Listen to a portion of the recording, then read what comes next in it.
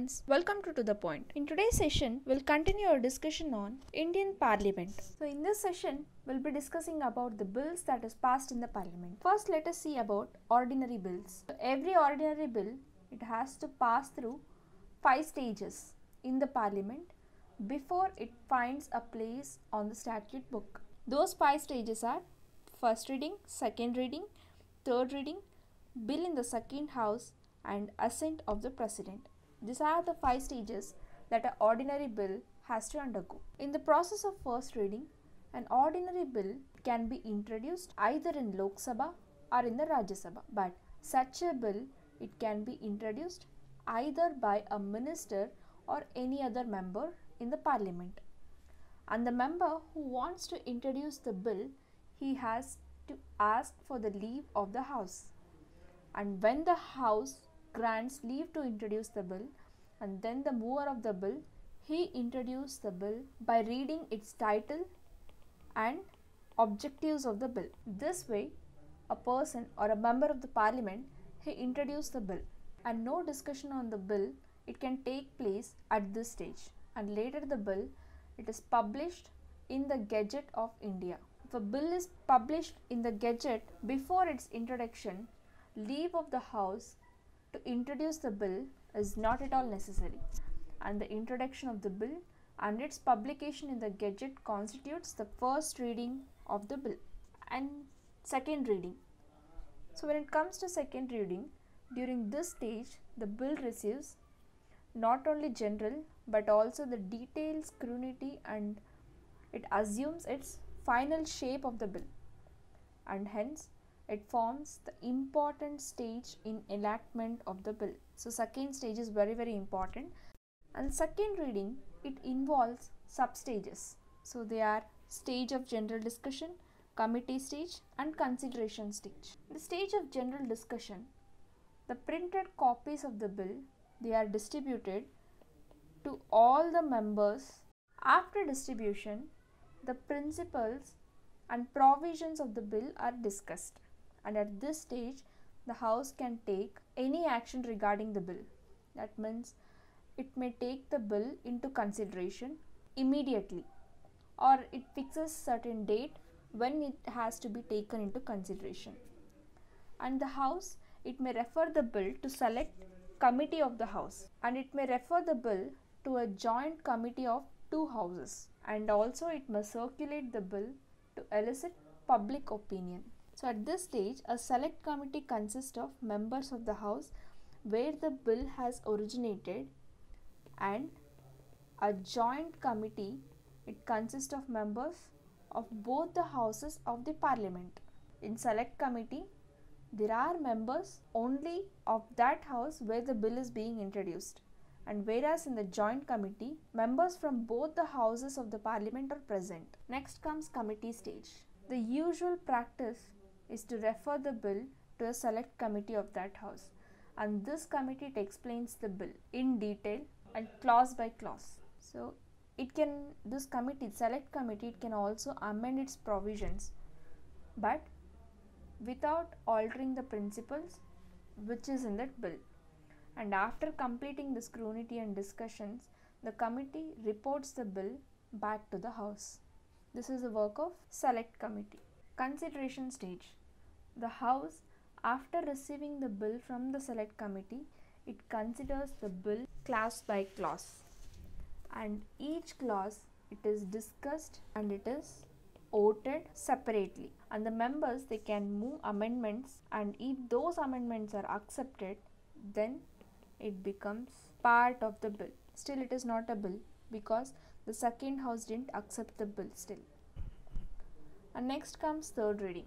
So at this stage, the debate is confined to acceptance or rejection of the bill, so with or without amendments as it is discussed. So if majority members present and voting accept the bill is regarded as passed by the house, and therefore the bill is authenticated by presiding officer of the house, and it is transmitted to second house for consideration and for further approval. If a bill is deemed to have been passed by the parliament only when both the houses have agreed either with amendments or without amendments. What happens to the bill in the second house? In the second house, the bill passes through 3 stages. Once again by first reading, second reading and third reading. And after that, the second house, it may be either Lok Sabha or Rajya Sabha, it can pass the bill as it is sent by the first house, or it can amend the bill. If once it is amended by the second house, it has to return for the first house for the consideration. Or it may altogether the second house, it can also reject the bill. So it may not take action, and it can also keep the bill pending, which is passed by the first house. So if the second house passes the bill without any amendments, or the first house, if it accepts the amendments that is suggested by the second house, the bill is said to be deemed, and it should be passed by both the houses, and it should be sent to the President for his assent. And suppose second house has given certain amendments, if the first house rejects that amendment that is suggested by the second house, then the bill altogether, or the second house, it does not take any action for the 6 months. Means a deadlock is deemed to have taken place, and to resolve that deadlock, the President, he can arrange for joint sitting of 2 houses. And if the majority of the members present and voting, those who are sitting in joint sitting approves the bill, and then the bill is deemed to have passed by both the houses. And finally, assent of the President is necessary for the bill to become an act. Every bill, after it is being passed by both the houses, either by singly or by joint sitting, it has to be presented in front of President for his assent. And the President has 3 choices. He can give his assent to the bill, or he can withhold the bill for his assent, or he can return the bill for reconsideration of that house. And once if the President gives his assent to the bill, and then the bill becomes an act, and it is placed on a statute book. And if the President withholds his assent to the bill, it ends, and it does not become an act. And suppose if President returns the bill for reconsideration, and if it is passed by both the houses again, with or without amendment, and at that time the President, he must give his assent to the bill. It is mandatory for the President to give his assent, and therefore can say that the President enjoys only suspensive veto. Now let's see about money bill. Article 110 of our Constitution, it deals with the definition of money bills, and it states that a bill is deemed to be money bill if it contains only provisions that deals with imposition, abolition, remission, alteration or regulation of any of the tax.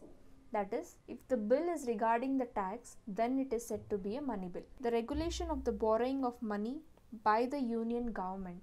If the bill is regarding borrowing a money from a central government, then such bills is said to be money bills. The custody of Consolidated Fund of India or the Contingency Fund of India, and with this the payment of monies into or withdrawal of the money for such a fund, everything comes under money bill. The appropriation of money out of the Consolidated Fund of India, and declaration of any expenditure that is charged on the Consolidated Fund of India. The receipt of money on account of Consolidated Fund of India or the public account of India, or the custody or issue of such money, or the audit of accounts of the union or of a state. So any bill that relates to tax, Consolidated Fund of India or Contingency Fund of India, borrowing of money from the central government, all this comes under money bill. Such a bill is said to be money bill. So when a bill is not said to be money bill, and what are the reasons for it? Let's see. The imposition or fine or other pecuniary penalties, or the demand or payment of fees for license or fees for services rendered, and the imposition, abolition, remission, alteration or regulation of any tax by a local authority or by a local body for local purposes. This does not come under money bill. That is, a tax which comes under local authority and which is used for the local purpose, it does not come under money bill. And apart from all this, if any question arises whether a bill is money bill or not, the decision of the Speaker of the Lok Sabha will be final. And the Speaker's decision in this regard, it cannot be questioned in any court of law, or it cannot be questioned in either in Lok Sabha nor in Rajya Sabha, or it cannot be questioned even by the President of India. And when a money bill is transmitted to Rajya Sabha for recommendation and it is presented to the President for the assent, the Speaker endorses it as a money bill. Our Constitution, it has also laid down special procedure for passing money bills in the Parliament. That is, a money bill, it should be introduced only in Lok Sabha, and that too on the recommendation of President. And every such bill, it is considered to be government bill, and it can be introduced only by the ministers. Money bill, it can be introduced only by the ministers. And once the money bill is passed by Lok Sabha, it is transmitted to Rajya Sabha for its consideration. And the Rajya Sabha has restricted powers regarding money bill. That is, the Rajya Sabha cannot reject or it cannot amend the money bill. It can neither reject nor it can amend the money bill. But apart from that, Rajya Sabha can only give some recommendations. So while giving such recommendations, it must return the bill to Lok Sabha within 14 days, with or without recommendations. And the Lok Sabha can either accept it or it can reject it, those recommendations given by Rajya Sabha. And if suppose the Lok Sabha accepts those recommendations, the bill is said to have passed by both the houses in the modified form. And if Lok Sabha does not accept those recommendations, the bill is then deemed to have passed by both the houses in its original form without recommendations that is given by Rajya Sabha. And suppose, let's say, if Rajya Sabha does not return the bill at all to the Lok Sabha within 14 days, and at that time the bill is deemed to have passed by both the houses in its original form that is passed by Lok Sabha. And regarding money bill, we can say that the Lok Sabha has more powers than the Rajya Sabha. So we also can say that the both houses have equal powers in respect to ordinary bill, but that is not the case in money bill. And finally, when a money bill it is presented to the President, he may either give his assent to the bill or he can withhold his assent to the bill, but he cannot return the bill for reconsideration of houses. And generally, the President gives his assent to money bill. Why? Because the money bill is initially introduced in the Parliament with the prior permission of the President, and that is why he generally gives permission to money bills.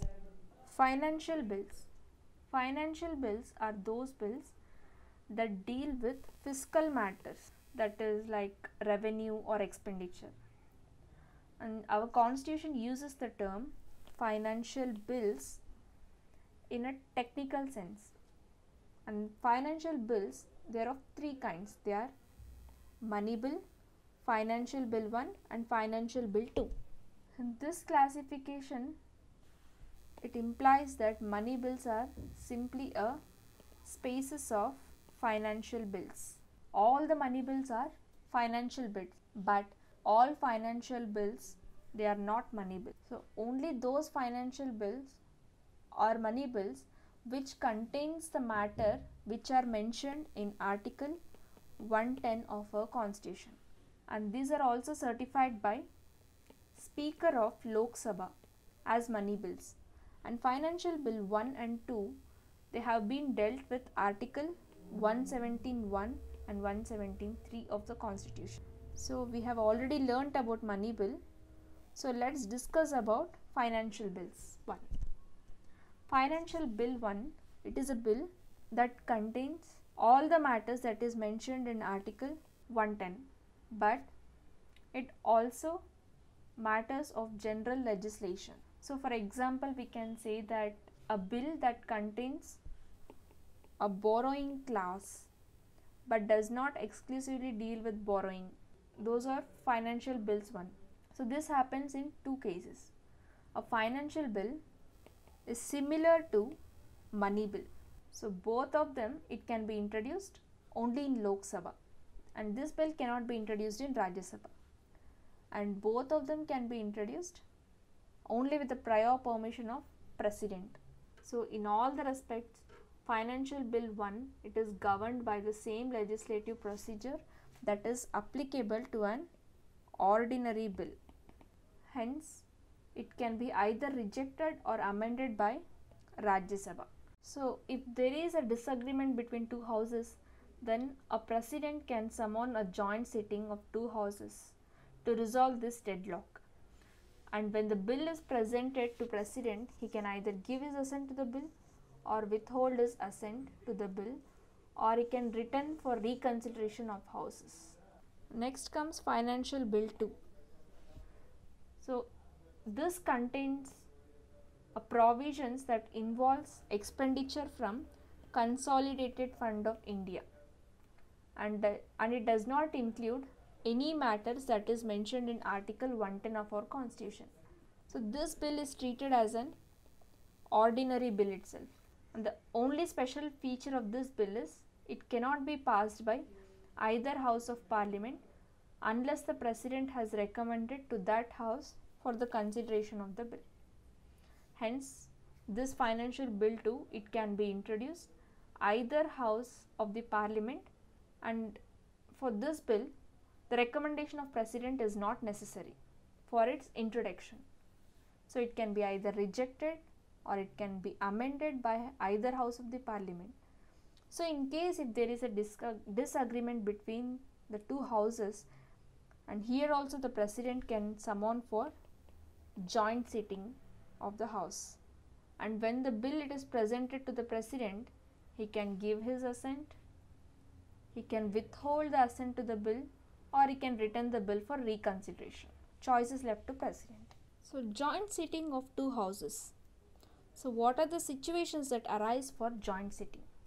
If the bill is rejected by the other house, and if the houses have finally disagreed as the amendments to be made in the bill, or if more than 6 months have elapsed from the date of the receipt of the bill by the other house without the bill being passed by it, in such a cases joint sitting takes place. And in all the cases, the President, he can summon both the houses to meet in the joint sitting for this purpose of deliberating and voting on the bill. And kindly note that the joint sitting is applicable to ordinary or financial bills only, and this is not applicable to money bills or constitutional amendment bills. So in case of money bill, the Lok Sabha, it has a overriding power, while a constitutional amendment bill, it must be passed by each house separately. The Constitution, it has specified that at a joint sitting, new amendments to the bill, it cannot be proposed except in two cases. Those amendments that have caused final disagreement between the houses, and those amendments that might have become necessary due to delay in the passage of the bill. And since 1950, the provision regarding the joint sitting of two houses, it has been invoked only 3 times. And the bill that have been passed at joint sittings are Dowry Prohibition Act and Banking Service Commission Bill 1977 and the Prevention of Terrorism Bill 2002. Budget in Parliament.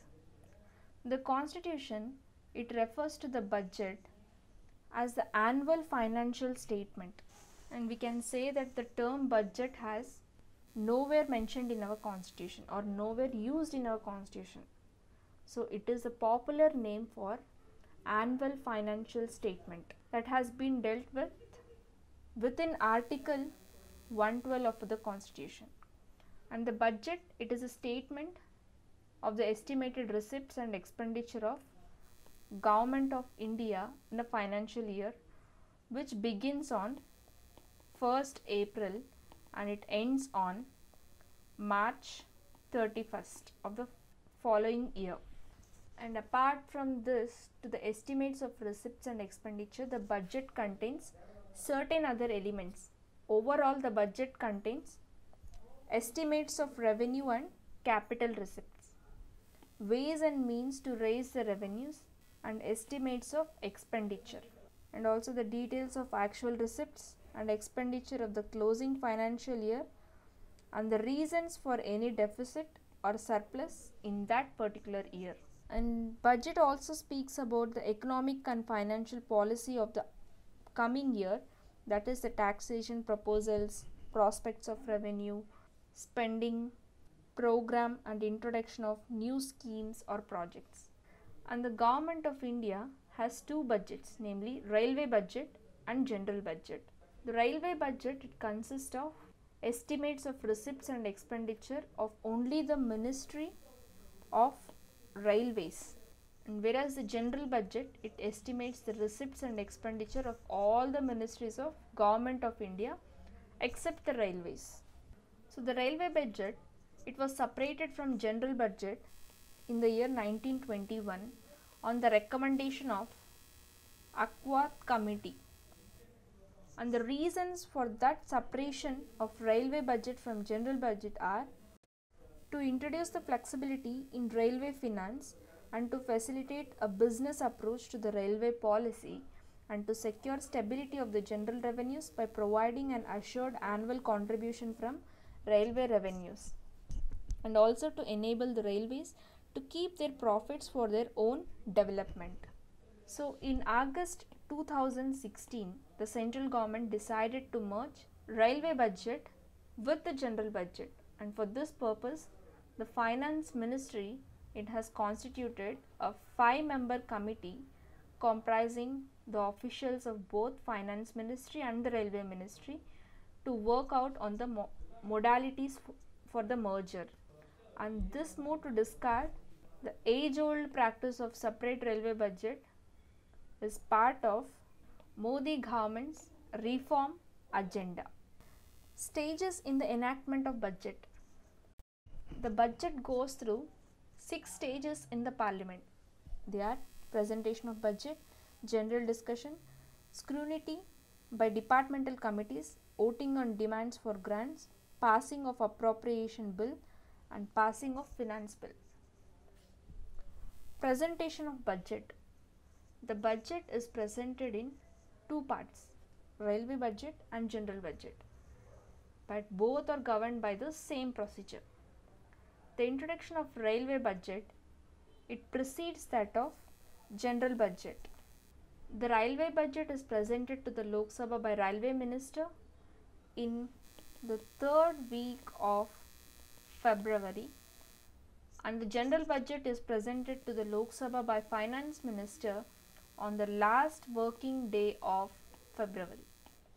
The Finance Minister, he presents the general budget with a speech known as, at the end of the speech in the Lok Sabha, the budget is laid before the Rajya Sabha, which can only discuss it, and it has no power to vote on the demands for the grants. Next comes general discussion. So the general discussion on the budget, it begins a few days after its presentation, and it takes place in both the House of Parliament, and it lasts usually for 3 to 4 days. And during this stage, the Lok Sabha can discuss the budget as a whole or on any question of principle that is involved, and the finance minister has a general right of reply at the end of the discussion. Scrutiny by departmental committees. So after the general discussions on the budget, the houses are adjourned for about 3 to 4 weeks, and during this gap, the 24 departmental standing committees of the parliament, they examine and they discuss in detail the demands for the grants of the concerned ministers, and they prepare reports on them. And these reports, they are submitted to both the houses of the parliament for its further consideration. Voting on demands for grants. The reports of the departmental standing committees, the Lok Sabha takes up voting of demands for grants, and the demands, they are presented ministry wise. A demand becomes a grant after it has been duly voted. Passing of appropriation The Constitution states that no money shall be withdrawn from the Consolidated Fund of India except under the appropriation made by law.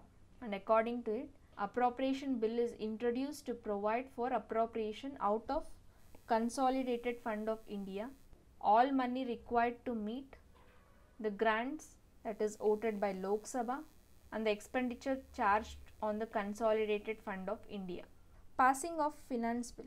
The Finance Bill is introduced to give effect to the financial proposals of Government of India for the following year, and it is subjected to all conditions that is applicable to a money bill. Other grants. So, in addition to budget that contains the ordinary estimates of income and expenditure for one financial year, so other grants are made by the Parliament under extraordinary circumstance. They are supplementary grant. So, it is granted when the amount that is authorized by the Parliament through the Appropriation Act for a particular service for the current financial year, and it is found to be insufficient for that year. Additional grant. So, this is granted when a need has arisen during the current financial year for additional expenditure upon some new service which is not contemplated in the budget. Excess grant. So, it is granted when money has been spent on any service during a financial year in excess of amount granted for that service in the budget, and for this it is voted by the Lok Sabha after the financial year. Vote of credit. It is granted for meeting an unexpected demand upon the resources of India when on account of the magnitude or the indefinite character of the service. The demand, it cannot be stated with the details ordinarily that is given in a budget. Exceptional grant. It is granted for a special purpose and it forms no part of the current service of any financial year. Token grant. It is granted when funds to meet the proposed expenditure on a new service, and it can be made available by reappropriation. A demand for grant of token sum of ₹1, it is submitted to the vote of the Lok Sabha, and if it is assented, funds are made available.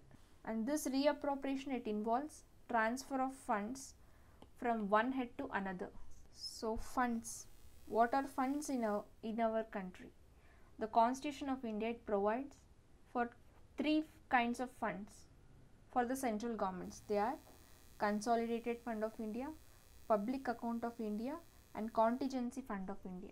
So Consolidated Fund of India, it is a fund to which all the receipts are credited and all payments are debited. We can say that all revenues that is received by the Government of India and loans that is raised by the government, or all the monies that is received by the government in repayment of loans, it forms the Consolidated Fund of India.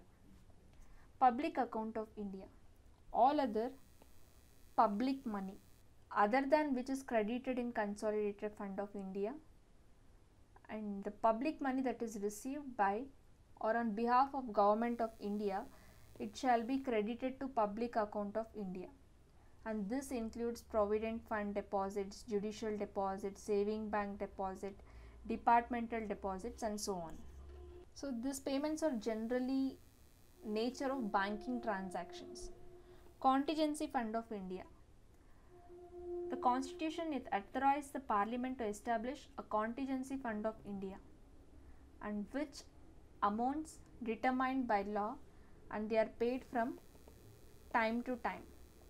And according to it, the Parliament has enacted the Contingency Fund of India Act 1950, and this fund is placed at disposal of President, and President can make advances out of it to meet the unforeseen expenditure pending by the Parliament, and the fund is held by the Finance Secretary on behalf of President, and like the Public Account of India, it is also operated by executive action. So this is all about Parliament. See you all in the next session with some other interesting topic. Thank you.